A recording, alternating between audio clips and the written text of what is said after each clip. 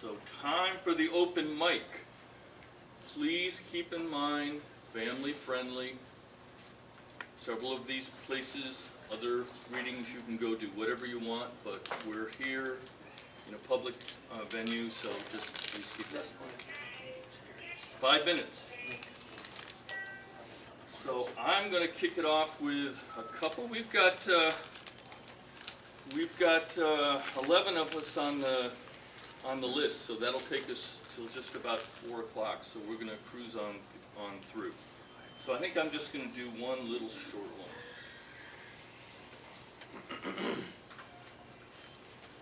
one. Words are one kind of love. Share them as if they mattered. Smiles are another kind of love. Receive them as they are sincere. Tears are a kind of love. No thing need be done with them. Expression is its own reward. You are the reason. I am the reason. And this is all we have or need.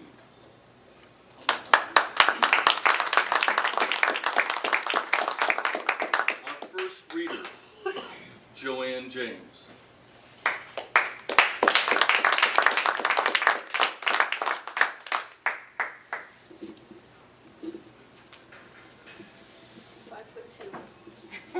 Eyes are blue. Eyes are blue. Green, green.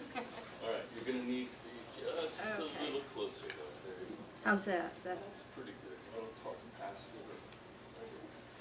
it. Okay. It's good to be with everybody and get away from my flip phone for a little while. Look at me. Yeah. I just brought a short poem, and I had a short story that goes with it. It's my first poem. I wrote it 30 years ago. It's still full of life, and I just realized when I was walking up, before I walked up here, that it's typewritten. So 30 years ago, that's what you did. Once I was asked to contribute it to a small local newspaper. A Buddhist Sangha asked me to read it, and a friend that worked at hospice made copies and they put them on the wall in hospice. Best of all, once I applied for a position as a clerk at our local metaphysical store, which was called Gateways in Santa Cruz.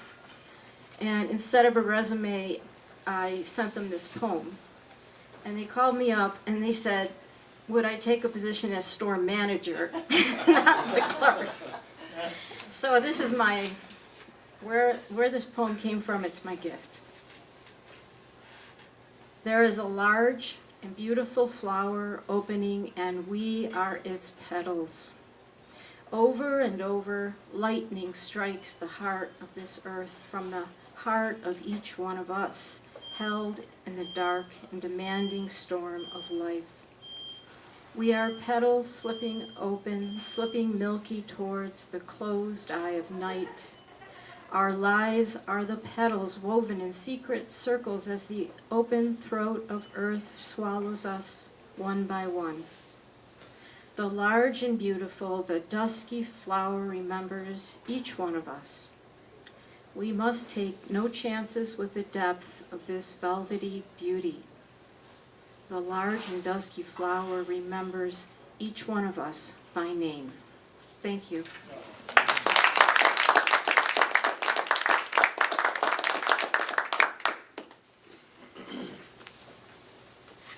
Lee Darling.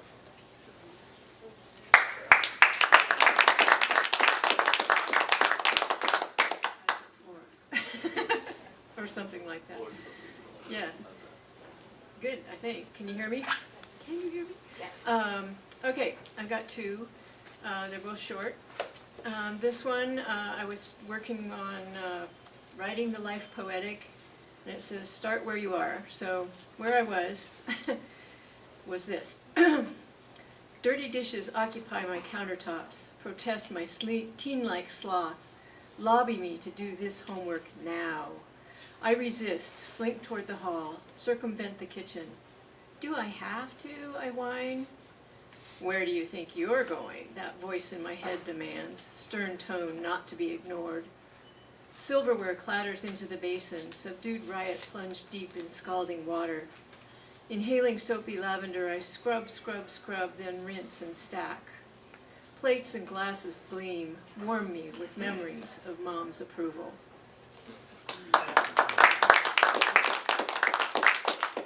And then this one, I just wrote it the other day. It was Wednesday, and Wednesday was spring. That may be all we get, but you know.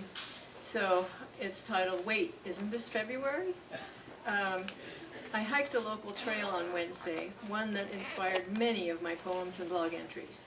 A friend had planned to join me, but life interfered. I went alone and decided to just enjoy the trek, savor spring-like weather, avoid temptations to create a poem along the way. Smiles on every face, cheerful greetings from strangers, dogs happily panting their way to the top. What a glorious day. Sprinkled with breaks to capture nature's artwork, the climb seemed effortless. Of course, my photos of distant peaks do no justice to those bright diamonds in the sky. Long before I reached the bench near the bottom, the one with E. E. Cummings' poem, I knew the truth. The trail is the poem. The trail is the prayer. I am always in the poem, not writing it. And I'd just like to read the poem from E. Cummings. I thank you, God, for most this amazing day, for the leaping greenly spirits of trees and a blue true dream of sky, and for everything which is natural, which is infinite, which is yes. That's just the first stanza of his poem. But anyway, thank you.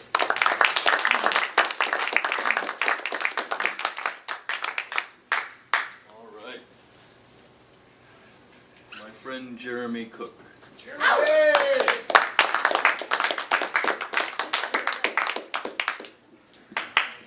Thank you, sir. Now we got a few fellow gangs here. The gang poetry mentality is at least you get some applause when your name gets called.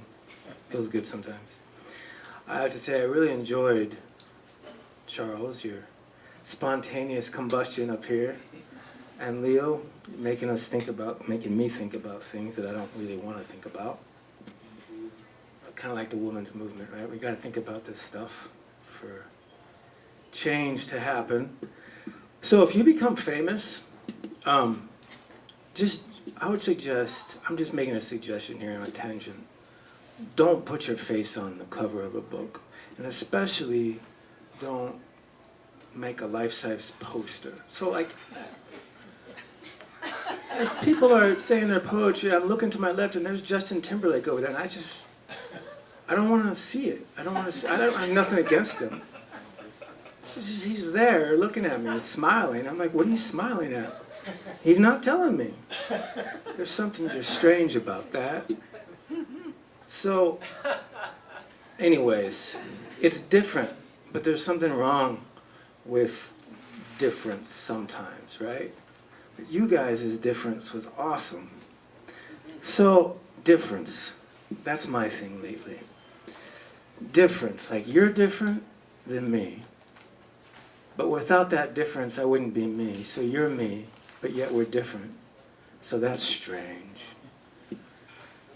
So difference is actually consciousness. Difference is what makes all of this possible. As a matter of fact, difference is right now. It's so different right now that it's different from right now. And if I can really understand that kind of difference, I will never be bored again. Ever. So if I wake up in a bad mood, I just need to be gentle with myself, you know? Because it happens. But I think if we look under that layer a little more, that even a bad mood is a good kind of difference sometimes. So, speaking of that, thank you for inspiring me with the bravery to just talk. Now I got something that I wrote. I'll just say one because I'm probably halfway there already.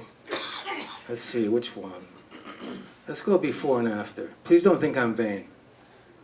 But I think difference is, yeah, we'll just talk about it. How can God exist before I? How can tree grow before fruit? Seems linearity bends quite simply between the two, neither first or second, when both are reckoned simultaneously. To feel the whole this very second, nothing less comes before, nothing more comes after. As becoming transpires by unnumbered interaction, I am synthesis, and as such have always been commingling experience into our pure presence, whole of difference by reasoning of language, meaning of I becoming clearly distinguished, to speak God, birthing intellect, refined by valuable prog. If acumen did not exist before, then likewise how did God? Clearly here is progress, linear before and after. Journey seems meaning of being whole of different grandeur. What this is has always existed, while keen comprehension has not. And as comprehension ascends, well then so does God. If between, before, and after is our constant being, then progress is a bend always curving differently. Being without repeating, always churning new, while on same trajectory, understanding me and you. How can we be present without loving you as self? Being divided from our whole opens gates of hell. Here then is my scope, entirety of difference, becoming keenly known by novel experience. If I ask, God is asking. If I grant, God is granting. If I seek, God is seeking. If I love, God is love. I have potential, language to become more, yes, more than I have dreamed. Here is cognition, unbridled wonder, learning, striving amidst our being. How can God exist before I? How can tree grow before fruit? Seems linearity bends quite simply between the two. Thanks for listening.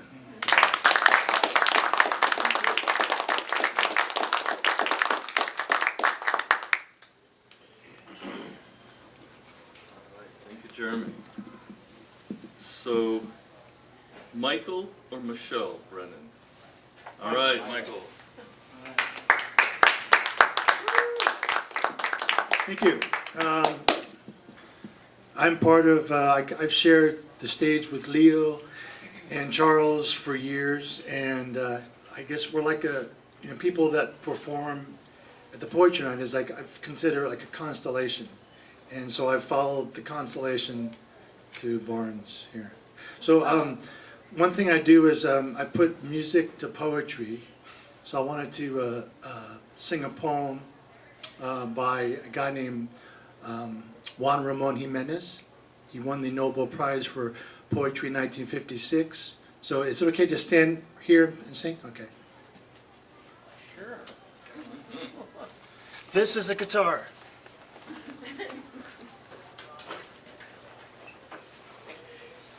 Poet laureate, too, Obama appointed. Yeah? Cool. So this poem is simply called Green.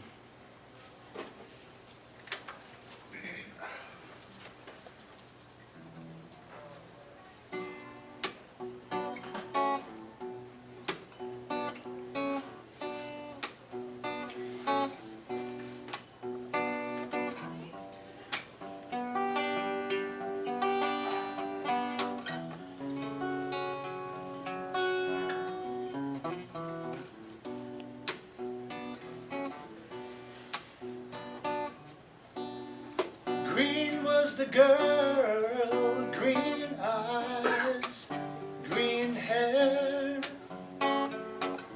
Her wild rose was neither red nor white, high, but green.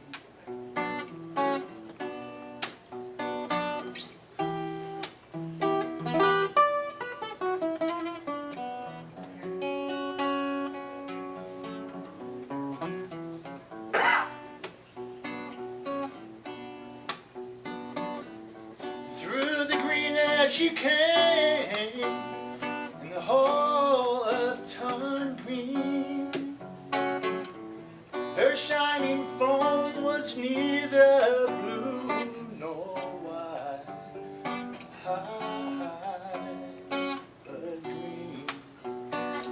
green. Oh.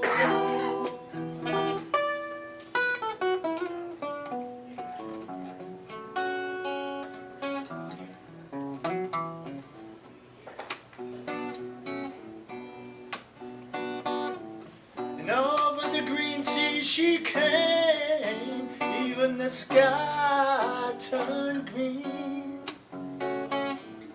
My life will always leave a small green gate open for her.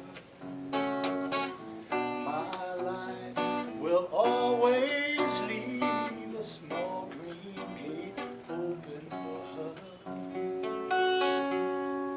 Open for her.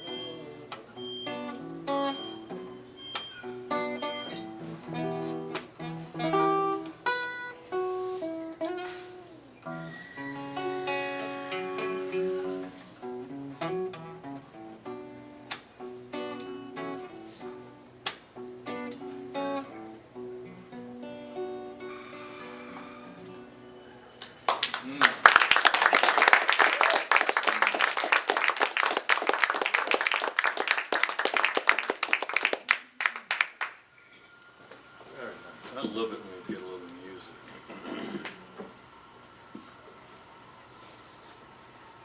Godzilla. Well, that's mine is next one. Andrew Guns. How's everybody doing? Hey.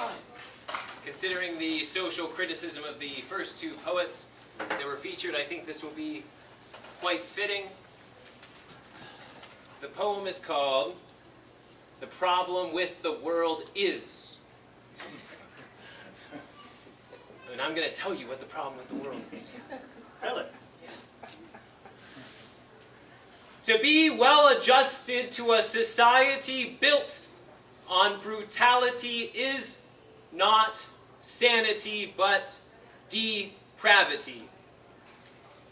To be comfortably evil is a nefarious normality. The conditions of modern existence are such that we oppress to fill our bellies.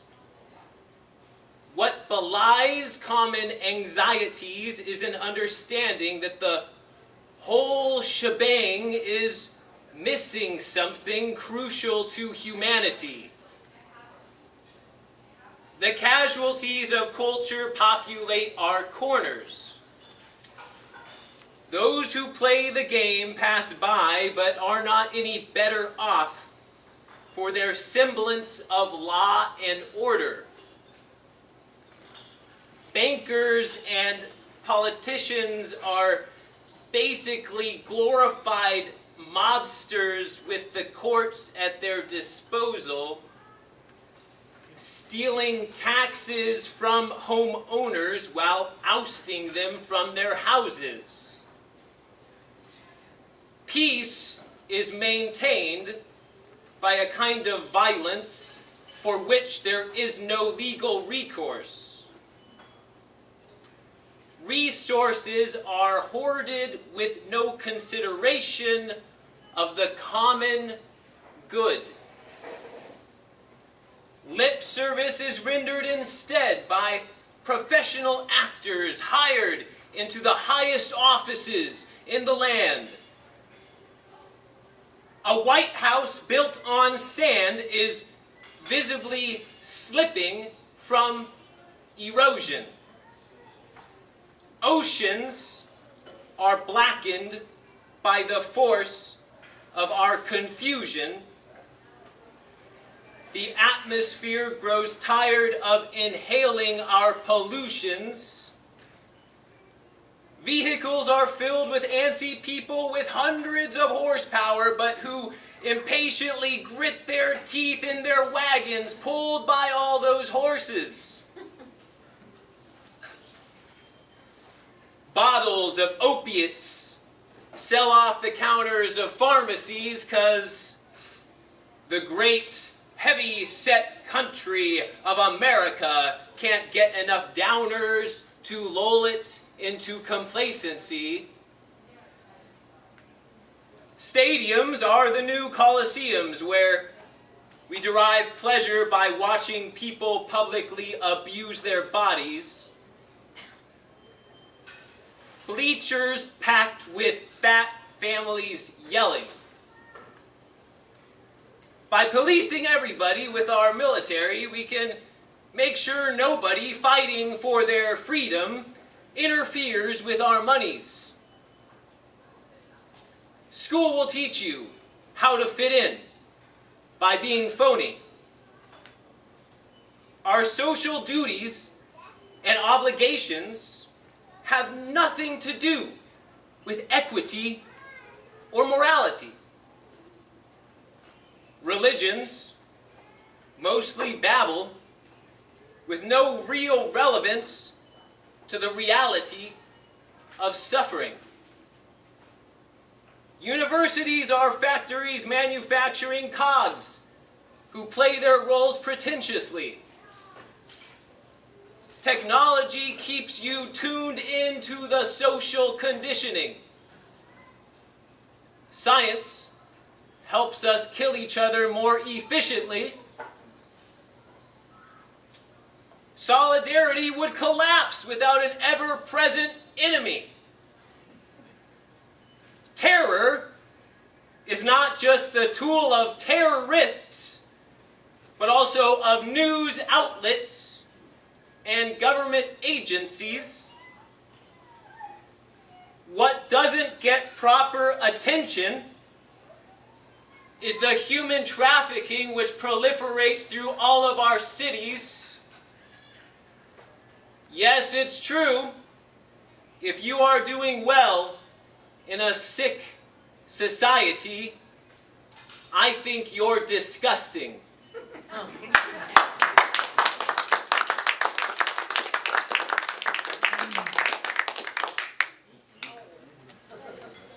Real stuff. Karen Dallier. Karen! Come on, Karen.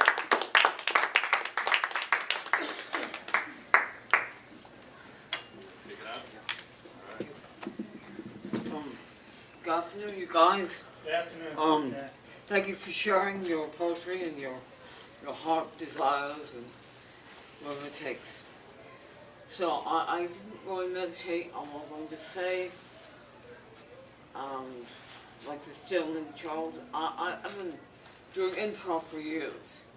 So it's a cautious sea we walk upon, shells beneath our feet, our souls aflamed like seahorses mating. We dance across the vast expanse of sky, starfish of our eyes, our dreams ignited into flame. The birds of my heart soar beneath and above the waves. The trees are like the diamond crystal coral reefs, and each being is the wine.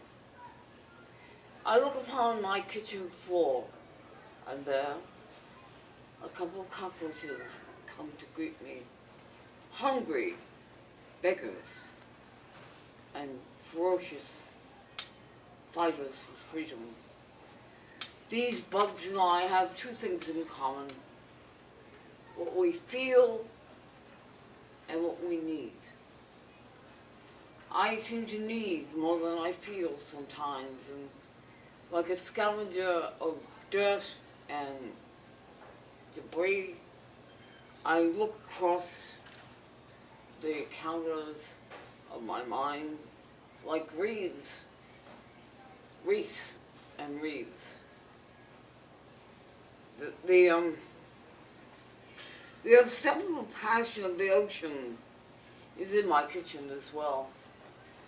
And although people do not dine on cockroaches necessarily, we are anthropod cousins,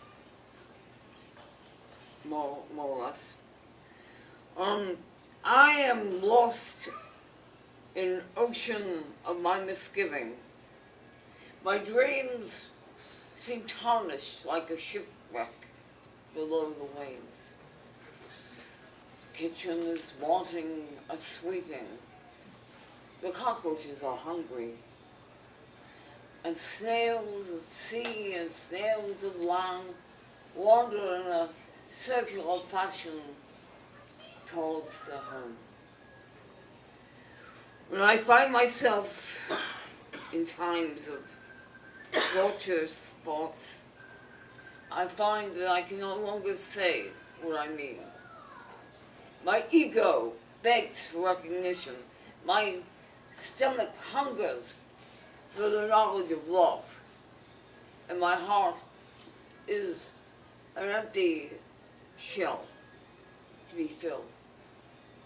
When I wander the streets of time, I'm also wandering the shoreline of contemplation. And the ocean comes and goes and sweeps beneath me and carries me to dreams I can't even imagine. And my time is almost up, so I'm going to say, when I walk on two legs, big deal. Cockroaches have 6, and they're just as wanted as equality is for all. I don't know, I guess that's about it.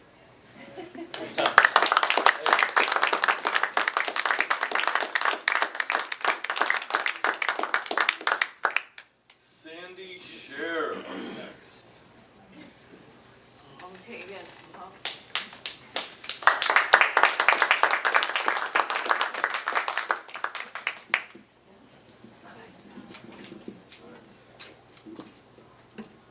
I'm a protest kind of gal.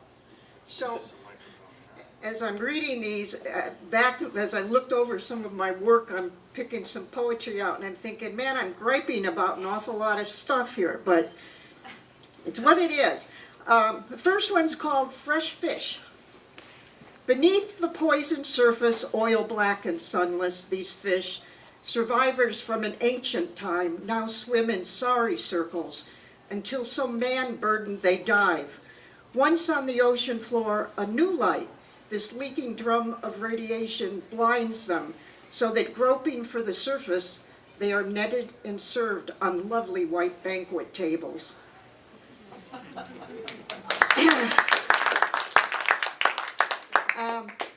Father Tom, this isn't a protest one. Okay. It's really not about Tom, it's about his big brother Ken, but it kind of ruined the whole poetic mood, you know, so. Father Tom, my childhood friend, the weight of the priesthood, bowing him low. The cross above drips like a candle spent, piling atop his humbleness, until all prayers safely mumbled, he moves to stand, lifting the melted burden with his shoulders, he steps as lightly as a boy carrying a butterfly.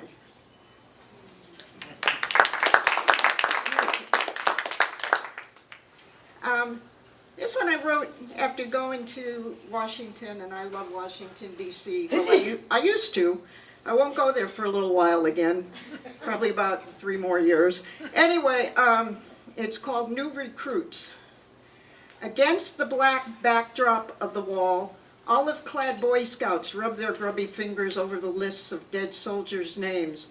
They tiptoe past a mother bent in grief, then unable to contain the joy of their youth, they bound across the mall lawns and spin beneath the circle of flags.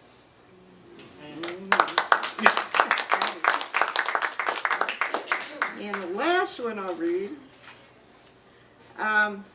this one is a sort of sonnet, and it's called When Light is Lost, and it's dated November 8th, 2016. It was a Tuesday, pretty important day.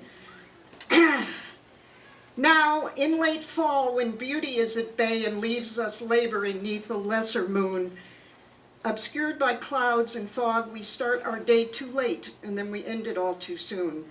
And in the struggle that November tasks, each weary champion of the fading light, we drop our summer glow and golden mask, and there in fallen color face our plight. But you and I have seen this dark before, and know what lanterns hold the wick that lasts. We light the flame and gather fuel for more, and seal the doorway from the northern blasts. it never did us any good to mourn the coming of the winter and the storm.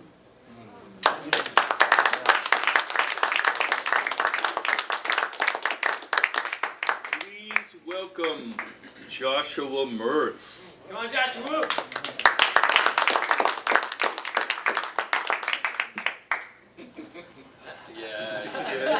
Diva I from could do here this. to here. I'd be a Devo, wouldn't I? Diva would be female. A real sonnet. Thank you. How nice to have a sonnet. About 9 days ago, I listened for the first time to Joy Harjo, a Native American poet, and she was magical. Just magical.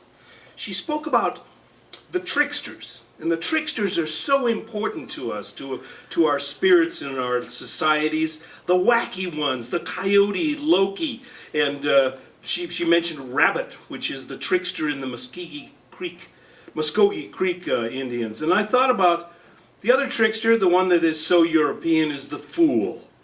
So I wrote some poems about the fool, and I will read 3 poems about fool to you.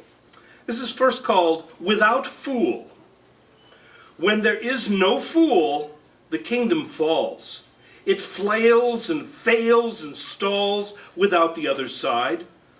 Without the foolish grin, the weight of state becomes unbalanced, and logic topples, stumbling over the abandoned motley of the forsaken fool. State falls from the absence of childhood songs, knowing smiles, and wise, foolish stare into the heavenly abyss of the absurd. Embrace fool, the brother of wisdom. Without their sibling rivalry, the earth is flat, love is mechanical, and the stars are merely puncture wounds in an aching sky.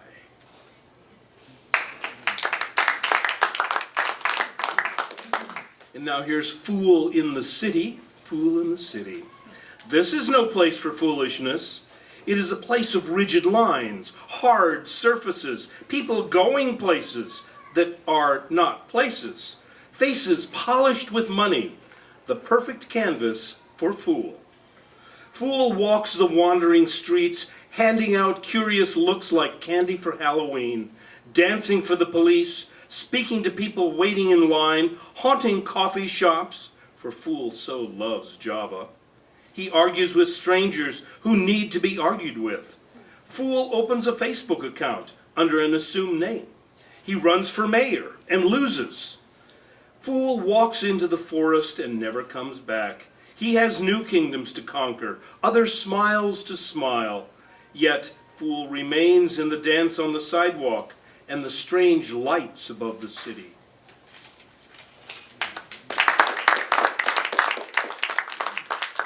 And lastly, we have Fool's Last Visit.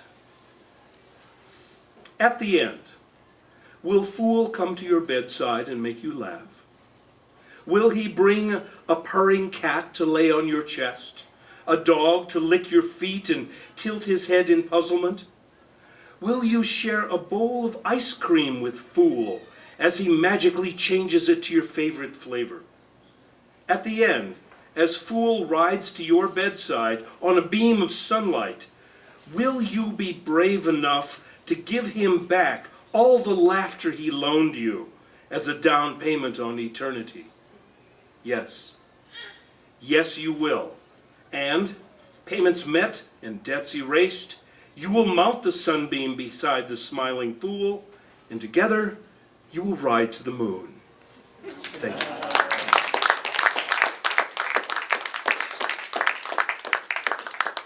Thank you, Joshua. Our next reader is Joyce Salisbury. Please come up, Joyce.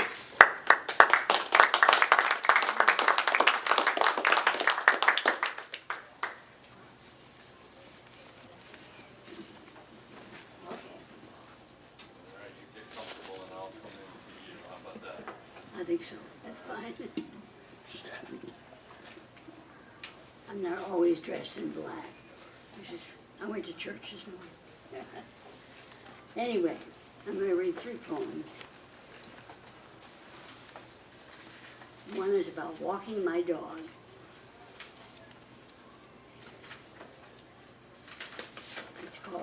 Morning awakening. Light slowly blesses the tops of the trees. My dog Silver stops to breathe scents along the path. He will not be deterred. An important message left in the night, telling us which way to go, or something important about the way we are going. Birds twitter and scold the day awake. A high crow, wings spread to catch what air there is, surveys the scene. Distant trains mutter and call, carrying something across our valley we cannot see or know. A half moon hangs white in the blue sky like a disembodied hat over the yellowing trees.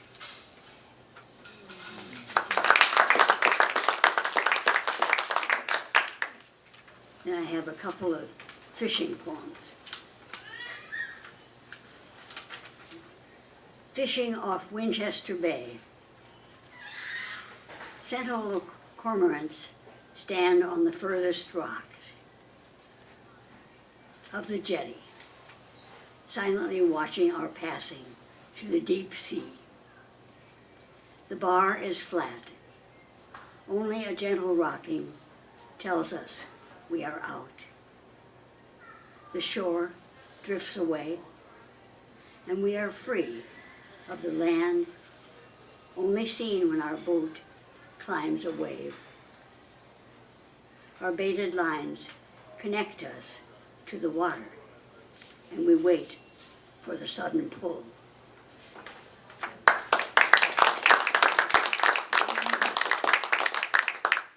And this is a fishing poem. It's called Outside the Spinning Time. No longer any need to fish. I can feel tension taut to string the teasing time. The twist arch and spasm coil around cold steel. And I know the pitch of bright egg glow, a jeweled pin worn on the tongue, in the caught lunge, the final flop on rock, scraping my rainbow self in the burn of air. No longer any need to fish. I let the quick cold wash my resting feet outside the spinning time.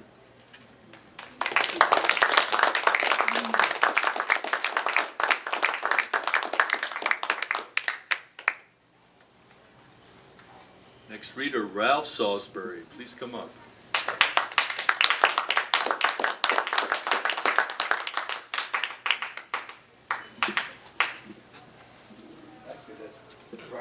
Oh, I'm sorry. That's my dad who died about a month or two ago. So, okay, I have illegible writing, so there you go.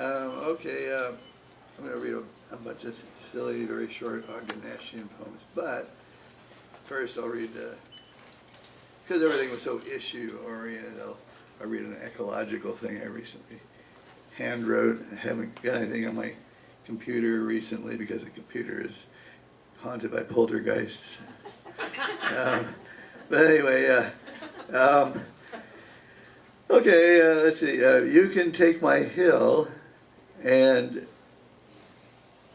dump it in my creek. You can take my, let's see where to go. I rearranged the line. So, you can take my lake, but it would be a mistake.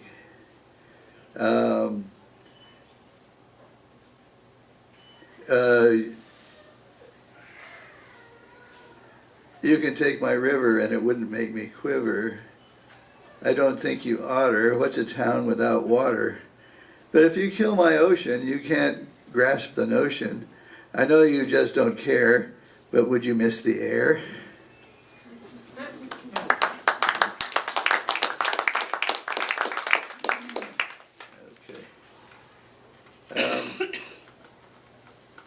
Ogden Nash invented a limerick-like format with the turtle, and he wrote about 4 poems in it.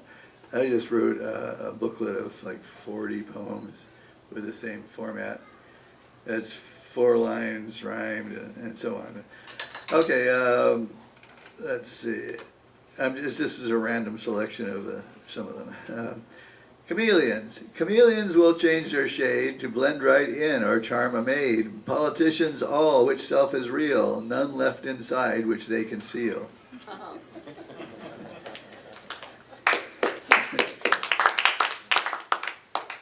Flamingo. Flamingos are bagpipes in pink, fashion-plated dragsters of mink, galumphing takeoffs, grace offending, shamelessly artless, goofy landings.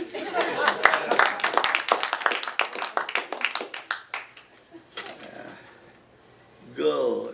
Gulls glissando scree glimmer wind, seeking dinner fish glitter finned, barfing it out in little gullets, like worsted teachers try to pull it.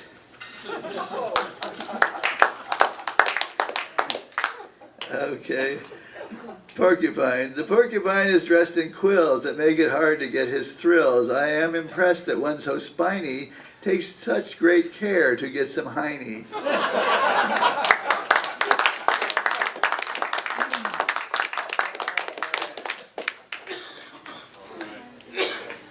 Brian Salisbury there. So that about wraps it up for our regular open mic. Stephen Blue's going to come up and he's going to introduce the end. And thank you all for coming. This is the end. The end is near. Well, it's not totally the end. I'm going to read one. Okay, so keeping in the vein of a little whimsical like Brian just did, the change of pace from today.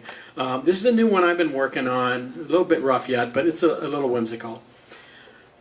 The search for green bananas. Together or apart, lonely or fulfilled, life's daily troubles can be burdensome or exhilarating. You may often wonder, what is it all about? Why am I here? What is the purpose? It can be discouraging or cathartic. Life is the search for green bananas. Just a little bit more ripe and it'll be just fine. Good or bad, happy or sad, you've got to work through it and not let it spoil. Insight or desperation, they strike us all at times. Sometimes life just seems so dark. Other times it shines. Whatever you are learning, whatever you forget, don't give up. Just realize it isn't over yet. Life is the search for green bananas. Just a little bit more ripe and it'll be all right. Take it as it comes. Work it from right now. Peel the skin and taste the moment. Before too long it spoils. Here is where it matters, because here is where you are. Don't dwell too much on could have been. You won't get very far. The choices that you make are all you can shape. You cannot change others. Don't stand in their wake. You can only change yourself and what you feel inside. No matter what you believe, don't run and hide. Just work on your own self. Be on your own side. And you will get on top of it before it's overripe. Life is the search for green bananas. Just a little bit more ripe and it'll be just fine. Good or bad, happy or sad, you've got to work through it. Don't let it spoil. Yes, life is the search for green bananas. Just a little bit more ripe and it'll be all right. Take it as it comes. Work it from where you are. Peel the skin and taste the moment. Before too long it spoils. Sometimes it gets too sweet. Thank you. Okay, so to end our event today, I would like to bring up each of our featured readers to read one more piece. So who would like to go first? Yeah. Looks like Charles, you're up.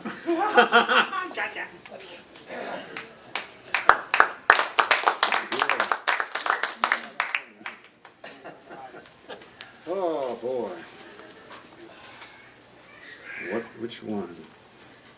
Well, it's Valentine's Day, which makes my skin crawl, so I probably won't read this half-baked love poem anyway. All my love poems, they all were given away to people I loved. So. All right, I'm just going to do another offbeat one here. This is actually done for Poetry Night at the Axe at St. Patty's Day. That's coming up soon, like spring, which is already here. But yeah, this was done for St. Patty's Day. Michael and I did some stuff there. It is said that in the ancient Celtic world, a man excuse me, was not given his sword until he learned to be a poet. To be a poet was to break on through to the other side. Aye, I'm O'Leary, the last leprechaun. Who believes anymore? Who can imagine? Fascinating world you've all made of things. I remember a few years ago there once was a race called humanity that thought 2012 would be a calamity.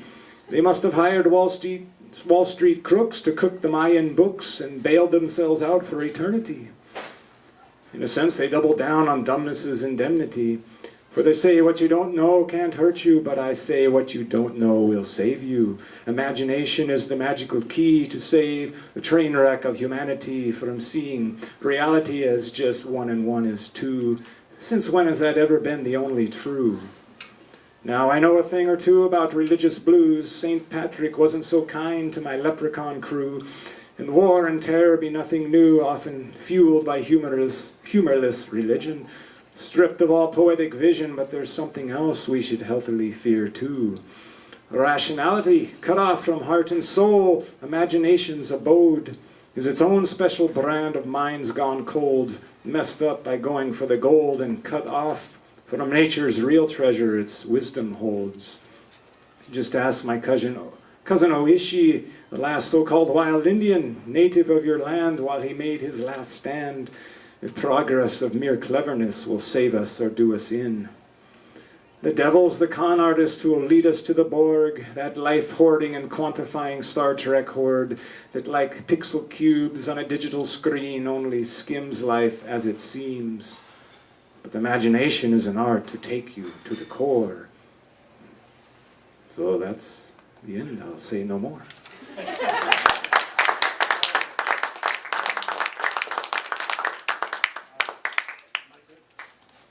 I'm 67.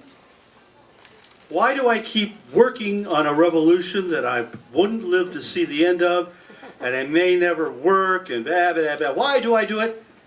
Because of this young couple I saw walking in the rain towards Safeway one day. Let me tell you why I do what I do and keep doing it.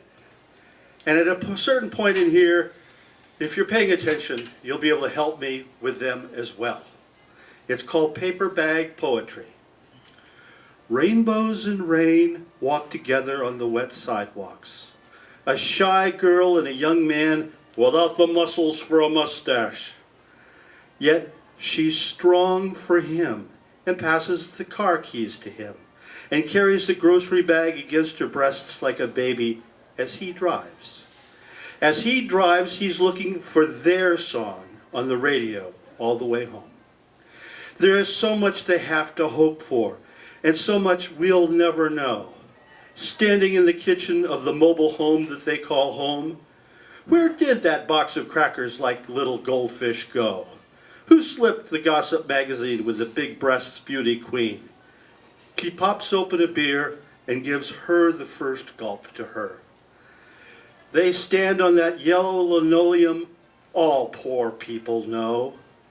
They will make their stand on this butt-ugly yellow lino. Go, young couple, go! They will make their stand on this butt-ugly yellow lino. Go, young people! go! Help me out, I'm coughing. They will make their stand on this butt-ugly yellow lino. Go, young couple, go! That's why I do it.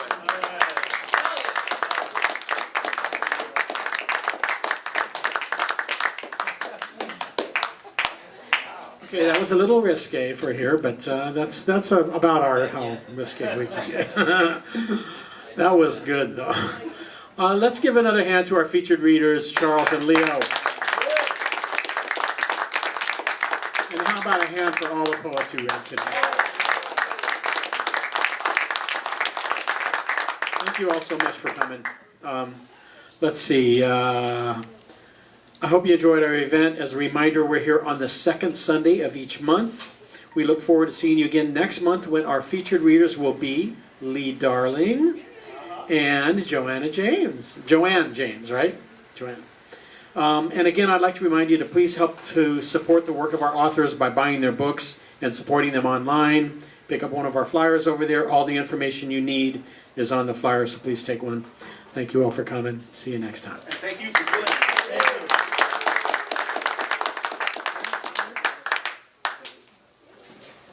Yeah, you gotta get some books together.